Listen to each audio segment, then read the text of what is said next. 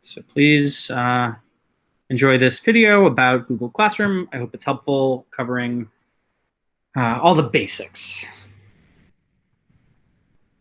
Hello, in this video we'll be covering how you, the New York City DOE teacher, can get set up on Google Classrooms to start assigning work for your students.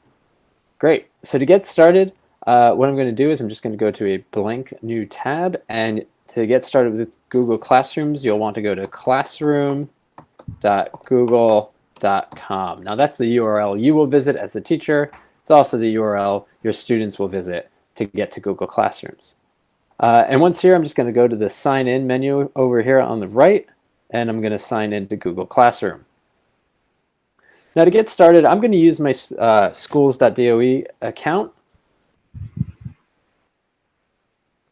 and then it'll bring me right to this page from Google Classrooms that works with the NYC DOE domain. So once I'm here, I'm going to click in my username, which is just my email without the everything after the @ symbol, and then I'm just going to put my password in as well. And I'm going to click sign in. And that will take you directly to your Google Classrooms homepage. Now you can see I already have one classroom set up, and in this tutorial we're going to set up a brand new classroom and assign work to students. Great. So to get started, in the top right hand corner there's this plus sign. I'm going to click that plus sign. Now I can either join a class that another teacher has created, or I can create my own class. I'm going to create a class here, and I'm going to call this class second period class. I'm not worried about a section or a room number or anything like that right now since it is remote learning. So I'm just going to put the name in right now. Create. It'll just take just a moment for Google Classroom to create this class. And there we go. So we have a class set up. Some helpful things here from Google popping up. I'm just going to X out of it. And we have a few different features in here. So that's getting your first classroom set up. Now I want to cover some basic features of Google Classroom, specifically some of these tabs up here. And the first tab we're going to cover is the People tab. So I'm going to click right into the People tab. And the People tab in Google Classroom is how you invite other teachers or students to your class. So right now I'm the only teacher in the class, and if I have a co-teacher I can go up here to this little plus sign and invite a teacher, and I can just type in their email, and that teacher will have some of the same access as me. Now, next thing here is the students. Students get added in a very similar way. If I click this little plus sign here, I can add students one at a time using their email. And now this is really important. The students and the teachers that you add to your account need to be in the same domain as you. So let's say you're working in a school and your email address is @ps123.org. You will only be able to add teachers and students also in that @ps123.org. Now there is an exception to that, and that's the reason why I logged in with my school's email account. And so when you're using the DOE email account, you actually can invite teachers with that same account, or you can add students with their new @nycstudents.net account. So let's see what that looks like. So if I want to add a student, and this student is a@nycstudents.net, and obviously your student wouldn't be A, but it would be their name. So I'm going to click on that student and invite them. Great, and now we can see an invitation has been sent to the student's inbox, and when they click on it, they will actually be sent right to this class. Now let me show you what it looks like if you try to invite someone with a different domain. So if I do a@gmail.com, let's say, and I try to invite them to the class, I get an error here from Google. It says cannot invite student to this domain. So that just shows you they have to be in the same domain as you. The only exception to that is if you are an @schools email account, then you can also add @schools emails and @nycstudents.net. So that's one way to add students, is have them join one at a time by inviting them through their email. Another way to do that is to go back over here into what's called the Stream tab. This is kind of like the home page to your website. So now that we've covered the People tab, we're ready to cover the Stream tab. And at the Stream tab, you'll see something called a class code. Now this is the class code for my class. You don't want to copy down this class code because that's specific to this class. Instead, when you set up a Google Classroom, you will get your own class code. And what you can do is you can share that code with your students, and they can actually just type in that code when they go to classroom.google.com. They'll be asked to join a class. They can type in that class code. So two different ways for someone to join. They can either get the class code, or you can do it through the People tab. The next tab we want to cover, we're already in, is the Stream tab. So the Stream tab, think of the Stream tab like a Facebook page. It kind of just has all the updates from the class. So if I want to share something with the class, I can say, Happy Tuesday, and I can post it. And every student now, when they go to classroom.google.com, they go to their second period class, they'll see Happy Tuesday right in front of them. So the way this class is currently set up is any teacher or any student can post to the stream, and stream, just a new post goes on top of the old one. So Happy Wednesday. I'll post that. You can see there's the most recent post. Here's the one before that. Now, anyone can post, any teacher, any student in the class. So I know that might be concerning for some people who think about students being able to post anything they want here. So I want to show you how to change the settings in Google Classroom. So I can edit that feature so that only teachers can post to the stream, if that's what you would like to do. And I can do that by clicking this little wheel up here, which is the settings menu. There's a few settings here, but the one I'm most interested in is this stream setting here. It says students can post and comment. I'm just going to edit that. Only teachers can post and comment, and I'm going to save that. Great. Now only teachers can post to there on the stream. That is the Stream tab, and now the next tab we're going to cover is the Classwork tab. Now the Classwork tab is probably the most confusing tab, but you'll spend a lot of your time in it when you're creating assignments and quizzes and everything. Now, when you're looking at Google Classrooms as a student or a teacher, it looks very, very similar. And actually, when a student goes into a Classwork tab, the only thing that will be different is this black button here that says Create. That's only available to the teacher. So let me look at this button here. If I click Create, first thing I'm going to create is a new topic. And topics are like the different courses you might be teaching within this class. So I'm going to have a math topic. I'm going to have a science topic and a history topic.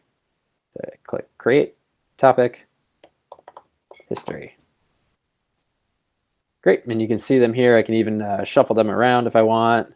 Different things to be higher than others. I'm going to put history back at the top. So that was creating a topic. The next thing we're going to create is an assignment. So you're going to want to assign work to your students through Google Classroom, and let's get started with an assignment. We're going to call this one the history paper. So that's the title of the assignment, history paper. And instructions, let's see, a quick little instruction will be write a one-page paper on USA history. There we go. And just over here on the right-hand side, I see I want to make sure I do this for my second period class. All students are going to be doing this, so if I had 30 students in the class, every student will be assigned this paper. You can differentiate. If I had a whole bunch of students in the class, they'd be listed here, and I could say that maybe only half the students get assigned this one, but I'm going to assign for all students. I'm going to make a due date for this. Let's do the end of the month. And topic, so I want to put this in the history topic. I can also add a rubric, but I'm not going to do that just now. Okay, now the next thing that we do, now we have a title and instructions and all this stuff, we are going to do, we're going to create a Google Doc within this assignment that students will write right into. So this Create button here. If you're familiar with Google Drive, you'll see all these tools are built right into Google Classroom. We got docs, slides, sheets, all these different things. Since this is a paper, I'm going to create a Google Doc, which will take just a moment. And Google Classroom has actually brought me into a brand new tab here to have this document. So instead of students getting started with a blank document and having them save it wherever they know, we're actually going to have a document that we give them, so everything's saved in the right folder and is formatted the way we want it. So this document, I'm going to rename it to history paper, and I'm just going to provide some stuff for the students to get started. Do instructions again here. Write a one-page paper on the history of the USA. There we go. So now this document is a pretty simple one. It's got a heading for the students for them to get started, but it could be as complicated as any handout that you might have made in the past. And it's here in Google Drive, in Google Documents. So now I'm just going to go back into Google Classroom. You can see my documents attached here. It hasn't been updated yet with the name, but it will once I save this assignment. And the most important feature here is right here. It says students can view file. The way this is set up right now, it allows students in my class to go to the history paper and look at this document, but they can't do anything else with it. Now that's not what I want. What I want to do is similar to what I would do in a classroom if I'm handing out a piece of paper to every single student. I want each student to have a copy of that document that they can edit on their own. And the way we do that is with this little drop down arrow here, make a copy for each student. So again, this is like creating a copy for each student in your class and handing it out to them. And it will even actually, one thing Google Classrooms does that's really cool is it actually takes the name of this, so history paper, it will make 30 copies of it, one for each student in your class, and then we'll even rename the start of this file with that student's full name. So it'll be their full name dash history paper. Really easy for you when you're grading it later. And then I'm going to click this black button up here, assign. And let's just take a second. So what it's doing is it's creating a copy for every student in the class. And it's here in the Classwork tab. So here in the history topic, if I click on history paper, it's telling me that I've assigned it to 0 students and 0 students have turned it in. That's because I have no students in my class yet. But it'll actually tell me, it will update as students turn in their files, how many of them have done it, and I can actually grade it right in this this category here. So if I click view assignment, my students in my class would be here, and I can click into they'll have a little icon for each student. I can click on their face and it'll actually show me their Google document so that I can even grade it and mark it up. Okay, great. So in this tutorial, I'm going to go back to my classes window. We covered how to get onto Google Classroom using your DOE email account, and remember that is classroom.google.com. We created a classroom. We can actually see now that I've got both my classes right here. Go back into second period class. We covered how to invite teachers and students into your class. We covered the stream, which is again like the Facebook wall where you see everything that is going on in the class. And you can even see here now, Google Classrooms has automatically posted this assignment that I created. We covered the settings tab, and we covered the Classwork tab. All right, that was the video. Hopefully that was helpful.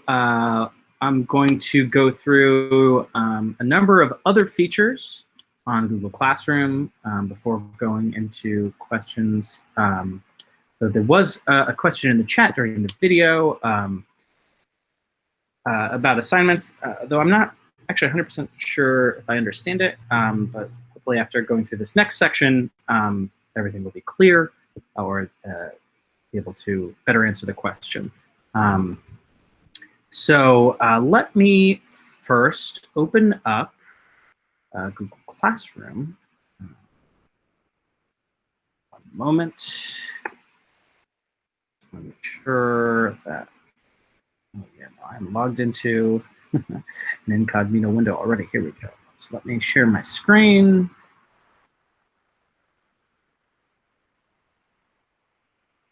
Okay. So if you're following along on the agenda, I'm going to be logging into Google Classroom, just going over that again really quickly. So I have a window open here right now that is, I'm logged into my Alex at Mouse account. And I'm really sorry, I should have introduced myself properly at the beginning of this. My name is Alex and I work for Mouse, and we are a youth development nonprofit that partners with the Department of Education in New York on a number of things, including some of these trainings. So you will probably see your NYC DOE account here. That's the one that you're probably going to want to use. I use this Alex at Mouse account for a lot of things, but actually we have an account that is specifically designed to be a teacher in Google Classroom that I want to use for this demo. So I'm not logged into the right Google account here. Let me quickly open up a new incognito window so I can be assured I'm not logged in as something else right now, or as a different Google identity. I'm going to go to classroom.google.com. Cover that up. I'm going to click OK, go to Classroom, and I'm going to log in with the credentials that I have.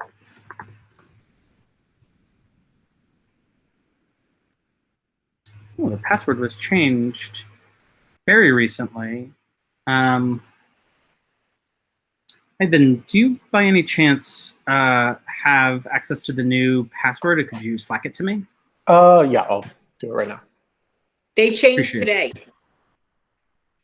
Yeah, it just said the password was changed 30 or within the last 30 hours. This is a shared account that we have here at Mouse, so sometimes we have to change the password for security reasons. Right. I should say, if you are concerned about security, I use two-factor authentication with all of my Google logins. If you are concerned, it's a great additional layer of security. And what that two-factor authentication means is that every time you want to log in to an account, Google will send you either a text message or send some kind of alert to your phone asking, is this actually you who's trying to log in? So unless someone has the physical possession of your cell phone, no one who is not you can log in. So that's just an additional security feature I recommend.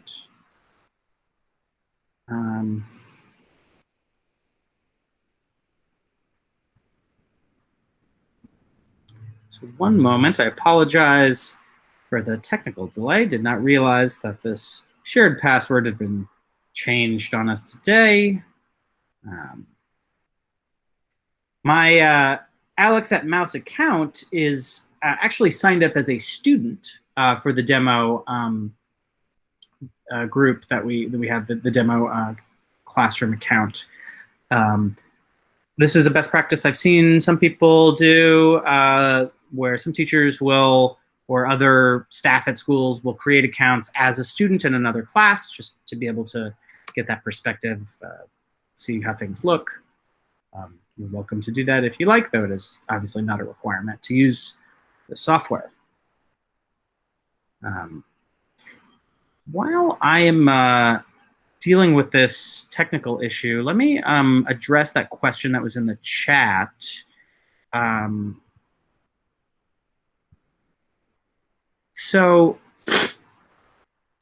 Sophia, you were asking if you don't want to create anything on the assignment section, just want to post a worksheet. I guess my follow-up question to make sure that I understand what you're asking is that worksheet, do you want students to be able to fill it out or and then send it back to you, or do you just want them to have access to be able to look at it, or to write things down in another place, or what precisely are you looking for in that. You can feel free to answer in the chat, or if you want to unmute at this time, since we're going a little bit off the script, that would be fine. Oh, Alex, it should be inside of your Slack chat with me. Oh, thank you, thank you. Perfect. Wait.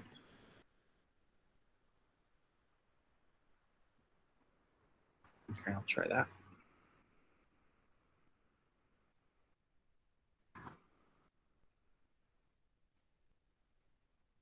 There we are. All right. So make some comments. Okay. So just to respond to the question from the chat before, if you want students to be able to respond to something that you send out to them, I would recommend that you use the make a copy for each student setting on an assignment, just because otherwise students will either all be marking up the same document and will be able to edit each other's text, or they'll have to make a copy and somehow send that to you, and it just might get a little messy. You could also create a Google form and have students fill that out that way if you just want to record what their answers are to a number of different prompts. And as long as you ask for their name and make that a required prompt, or you can set it up in Google Forms to require an email address be collected in order to fill out the form. That's another way that you might be able to send something out if you don't want it to be perceived as an assignment. You can just send out a survey like that. But now I'm gonna just continue with the stuff that's on the agenda, try to breeze through it, and then leave the remaining time for other questions. So I just want to show you what a classroom looks like, Google Classroom that has students and work on it. This is a demo for Mouse Open Projects, which is a classroom we've got here that has, I guess the stream has been cleaned up. So we've got our stream tab that shows what's happening. We've got our Classwork tab that shows, our topics and various assignments. People tab where we were able to add students and teachers. And one thing that I do want to showcase is if you can add students and teachers either by clicking on the plus, looks like sort of a human shape and a plus next to students or teachers, and just plug in email addresses or type a name, and anyone who is, it actually will search my contact list. So if I don't know someone's email address exactly, this is all covered in that video. If you want to watch that video again later, you can either watch this entire recorded session, or you can find it on the agenda that we have here. So it's the People tab. You can disable the class code if you don't want anyone to join your class who isn't being invited by you specifically. You can get to that by going to this gear here in the upper right, and then go to class code and then disable. You'll still be able to invite students by the People tab, but unless you disable that class code, if someone shares their class code with another student at your school, that person could potentially join your class. Welcome to invite other teachers to join your class, or administrators or parents if they want to get email notifications. Let's go into the Classwork section. I'm going to use a different mouse demo, something that's a little bit more bare bones, so I don't clutter this up too much. But I want to go into some of the different, some of the details of creating assignments and materials and these other things that are here. So if I go to the stream, if I go to my Classwork tab and click Create, I have the options to create an assignment, quiz assignment, question material, or I can even reuse a post from another class. So if I, created a handout or a short form that I want students to fill out in one class and I want to just reuse that for another, you can just go ahead and grab it. You don't have to duplicate that work. The difference between a material and an assignment, this is what I was thinking at first. Maybe you were, the question that we had was about, or could be answered with a material, is that the difference between a material and an assignment is that a material has information that students can access, and an assignment is meant to be turned in. It's meant to be returned to the teacher in some way. So there's an additional task beyond just reading that information. But if you want to post a material, you can give it a title here. So one common example for materials is if you want to create a Google Meet session like we are currently using in order for us to communicate synchronously at the same time virtually, you could create that link and then share it out as a material. So video chat link is going to be the name of my title, and then description I'm going to put in see everyone here on Wednesday for a video check-in. And I could add in a link if I wanted to. I could just copy paste that in there, or I could click on add, and then I could add something from my Google Drive, put my link in there, file. If I wanted a video, I could add a video, or you can create a document directly inside of that material. All the materials and assignments have the same setup on the right-hand side here, so you can select which class you are associating that material or assignment with, and then if you can actually select multiple classes if you want. If you do only select one class and there are students in it, right now you can't see it because there aren't any students in this class that I'm making this in, but if I had multiple students here, I could actually select if I only want this material to go to 2 or 3 students, I could give it to them directly. Same thing with assignments. And then I can add a topic here. So I'm going to create a topic that's going to be called video links. And on the right-hand side here, this little drop-down, I can click this and I can have this post right away, or I can schedule it to post at another time. So I could say I want this actually, I don't want this link to appear until Monday the 4th at 10 a.m. Schedule it. Now that it's scheduled, it appears here grayed out. So that's a material. The difference between a material and assignment, as I said before, is that assignments are meant to be returned in some way. I could create, let's create actually a quiz assignment because I want to show that. So I click on create. The difference between an assignment and a quiz assignment is a quiz assignment comes preloaded with a Google form here, a blank quiz. So if I wanted to collect a bunch of information from some students, let's just call this prompts. You can say answer the prompts. And then because I selected the quiz assignment type, this came pre-populated with a blank quiz, but I could also have created something just by clicking on create and then going to the options here. If I click on quiz, it takes me to my quiz, so I can edit it now. Now I could say, make a name field, make it required. By clicking on the required button here, I could add a new question, and here I can make these. If I click on the right-hand side here, it'll change the type of question. So I can make these short answer, paragraph, multiple choice, checkbox, drop-down, file upload, all sorts of different options. Here, I could put my first prompt, say question 1.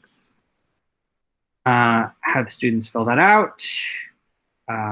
When I assign this, all students that are assigned it will get an email notification. It'll appear in their classwork section and in the stream. I have all the same options. I can schedule this for later, save it as a draft, assign it right now. I'm going to assign it right now.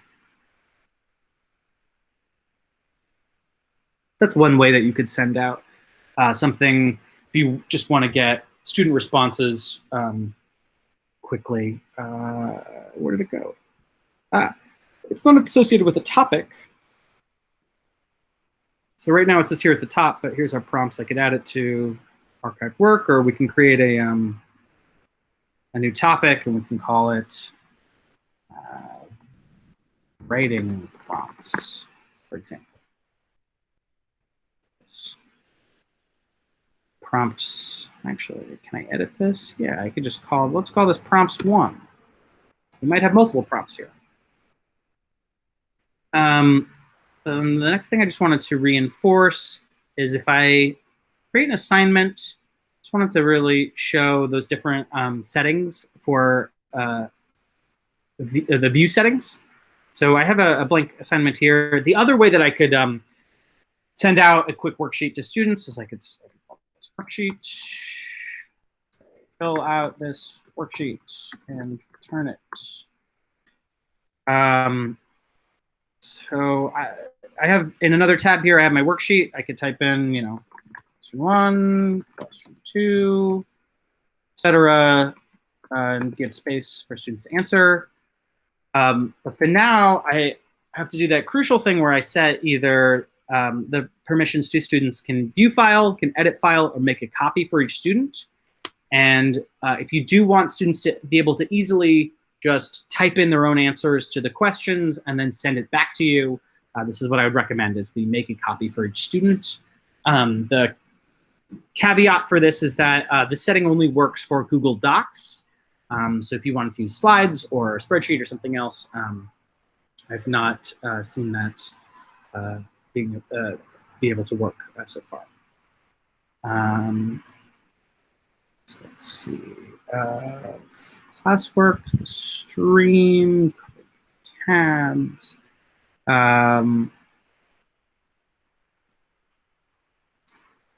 Yeah. So I want to open it up to questions now that we have about 20 minutes left. Make sure that I answer them all. So I'm going to take a look at the chat.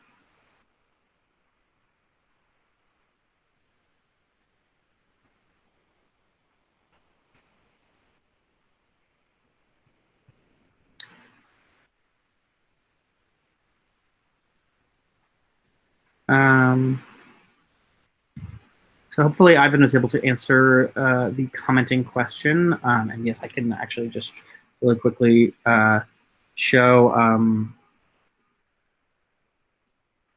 what Ivan's talking about there, which is the right tab. There we are. So in order to review student work, I should have shown this. If you go to the pancake here on the left, that's what that stack of 3 lines is called. You go to the to-do section, it will show you all student work for all your classes. You can see what work is to review or what work has already been reviewed. There's a lot more pending work in this example. So if let's see, I'm going to find something that has some work here. So here's the literature handout, and Jules did some work, and here I can actually see her work. I'm going to click on it. So yeah, this wasn't returned. You can see there's a comment already from the Mouse Teacher account that I'm in that's asking Jules to turn this in. Now, if I wanted to add a comment here, I could just go ahead and add that. There's also the sort of traditional Google Docs commenting tool. I'm not sure if you can see my screen. But if I select anything in Google Docs, any text, on the right-hand side, this add a comment, a little pop-up icon, looks like a plus sign inside of a speech bubble, almost. If I click on it, there's another little text window that will appear, and I can actually put my text into here, and I can say, I don't understand. Can you elaborate? Whatever you want to say. That's another way to add comments.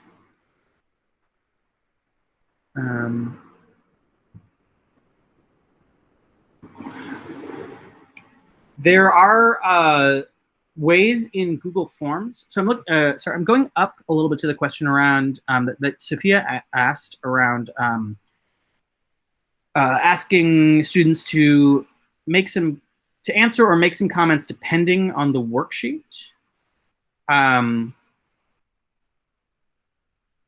You can definitely create, if you have a couple of different sets of questions that you want different students to answer, you could create a couple of different worksheets. You could create one larger worksheet, duplicate it several times, and then just edit those different versions.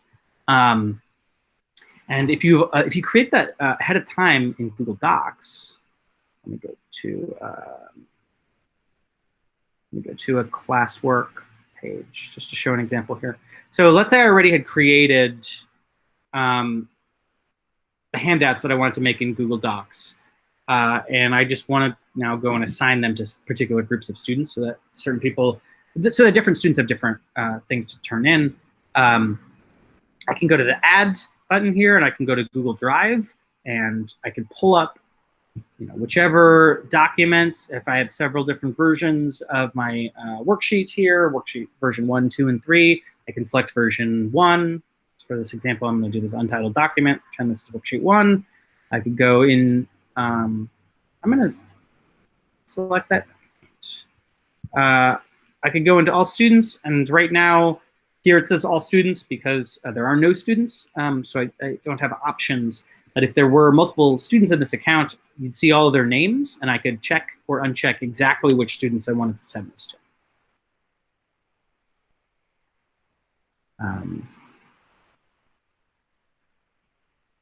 Hopefully that answers the question.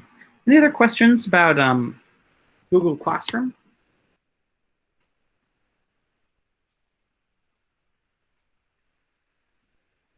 You're welcome to unmute yourself or put them in the chat.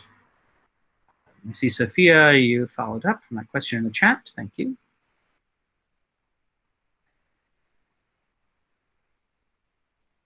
I'm not sure why you're having trouble with Google Drive from your laptop. I'm sorry to hear that. You should be able to log on from any device as long as you have access to the internet. But if you do have your documents on your hard drive and you want to just upload them to your Google Drive and put them in your Google Class, you can certainly do that. I wonder, let me check here. Yeah, so from within an assignment page, I can actually just click on Add, and I can go to File, and then I can upload files from my hard drive. So I can just click here, and here's my very messy computer hard drive. Or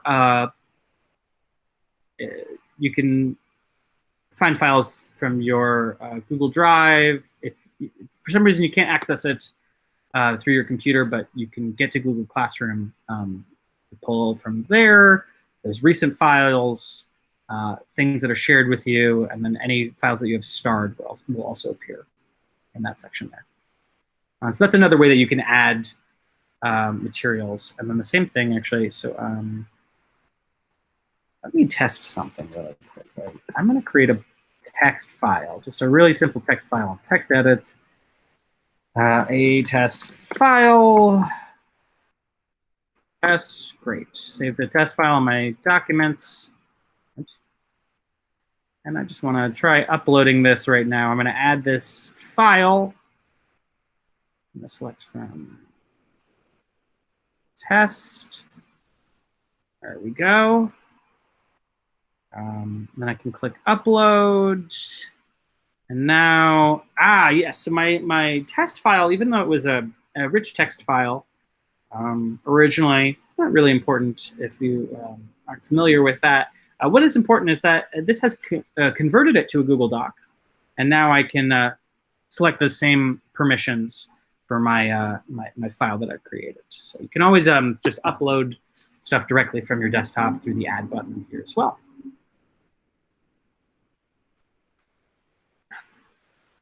Hopefully that helps Sophia.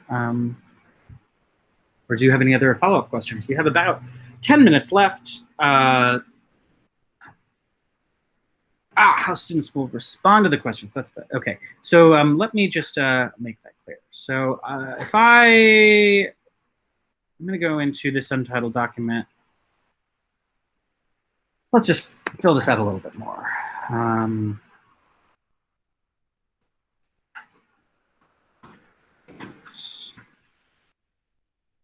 What's your name? Just going to make this really simple. What's your favorite color, right? Here's some very simple questions. And if I click on the document name, it'll automatically title my document whatever the first thing of text is, whatever it looks the most like a title to Google. It's kind of a neat feature. So now I'm going to go back here. Let me assign this to, I'm going to go to my mouse open projects classes, actually.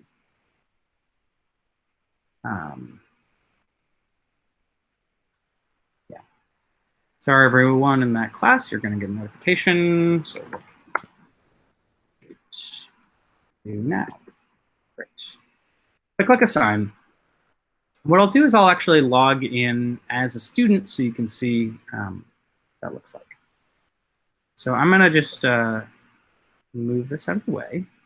Here I've assigned a worksheet. And actually, let me just make sure that I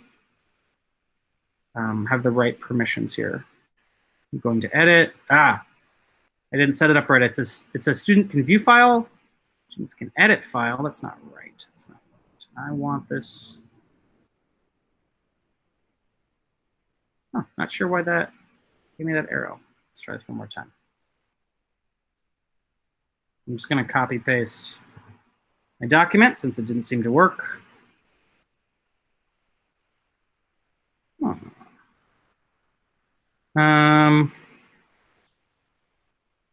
Running into an interesting issue here. I seem to have lost that permissions. Let me see if I can just show you one that already exists. Maybe this is because I'm trying to share it with multiple classes. Let's see if there's something in my already assigned projects that I can show you. So here's a quick math brain teaser that was assigned. Patrick filled it out. Oh, that was a quiz, so that's not the same.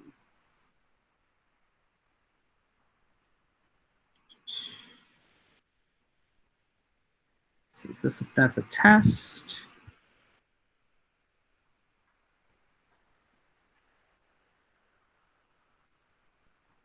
Oh, this might be a good example. So here's example math homework. Yes, so this is a doc.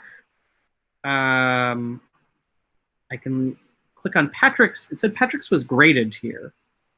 So this is what it'll look like with students is they will get a copy of your doc. It'll look just like this, except it'll be their own copy of it. And then they'll just be able to write in the answers below. So this, Patrick would just be able to type this in directly. And actually, I can take a look at the version history of this. I'm trying to remember where I can do that. There we go, version history. So I can actually look and see this worksheet was originally sent out and it just looked like this. It just was the worksheet. And Patrick was able to just actually type into it, just add the answers right there on the lines. And because this was Patrick's copy of the worksheet, no one else saw his answers. He wasn't able to edit anyone else's answers, and no one was able to edit his answers. It's just a private stream between him and the teacher in this example. So that's what it'll look like if you assign a Google Doc with the permission setting of all students get a copy of this. We'll just be able to edit it directly in the document, actually. Hopefully that answers your question.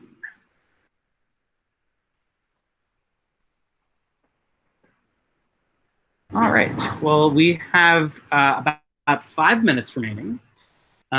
If there are no questions remaining, I can show briefly how to create a Google Meet. Otherwise, I would be happy to answer questions.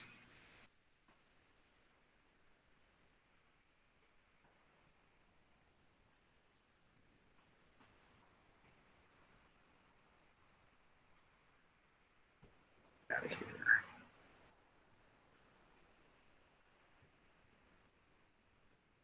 I'm going to go back to Classroom by clicking on the waffle, is what it's called, this series of dots in the upper right.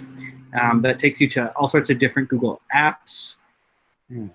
Where is Classroom? If I scroll down, sometimes these are a little hard to find. Here's Classroom. If I click on that button, it'll take me back to my Google Classroom homepage, where I can click on all of the different classes that I have. I can create a class by going to the plus sign in the upper right here. And that's really the primary difference between educator and student accounts, is that you can create classes and you can create assignments as an educator, and you cannot do that as a student.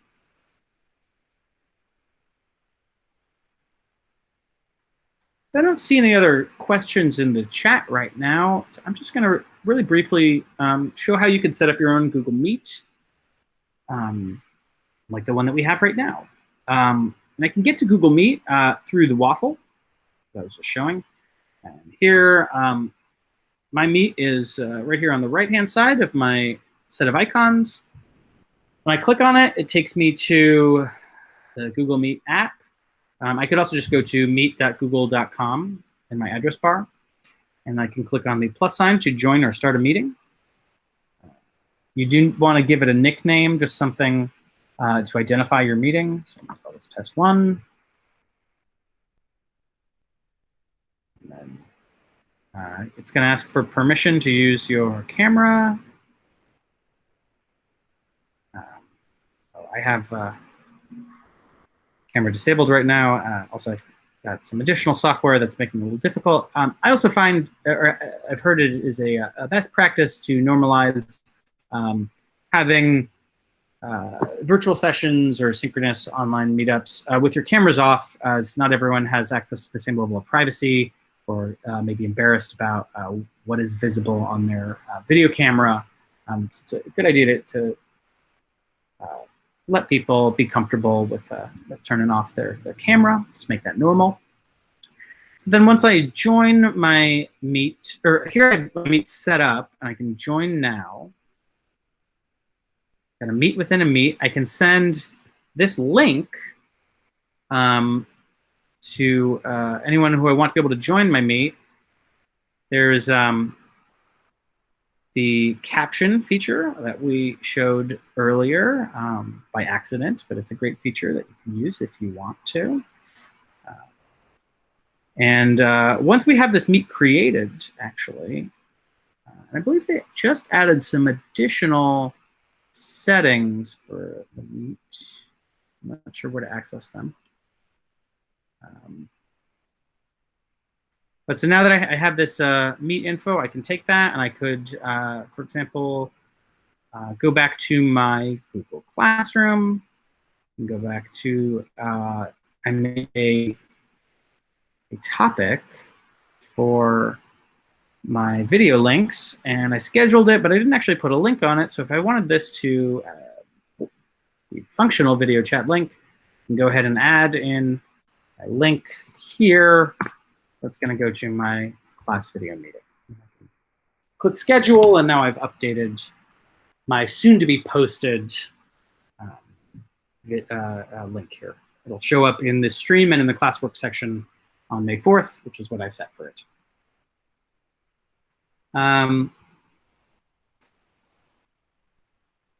So any last questions? We have 1 minute.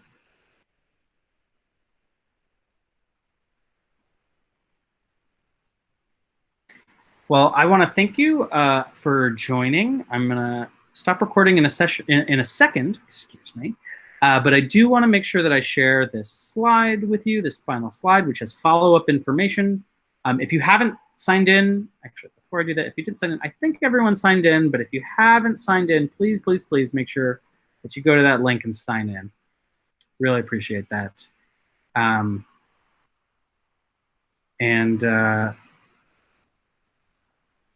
The information for additional trainings was at diit.nyc/remotecal. There's a new location that there's instructions on where to find that. If you go to that link. There's also the classroom support team that can help you out a lot. And if you have access to this agenda, there's a ton of links here. So I just want to show there's a first day of classroom resource, which has a lot of follow-up opportunities, lots of videos that show basics of Google Classroom that you can take advantage of. And then at the bottom of this list is another long list of links for additional resources you can use. I also just use the support.google.com resource a ton. I recommend you look there first if you're having issues. But I hope this helps answer a number of questions about Google Classroom. And that's going to conclude our session today. Thank you so much. And good luck with all of your virtual class endeavors.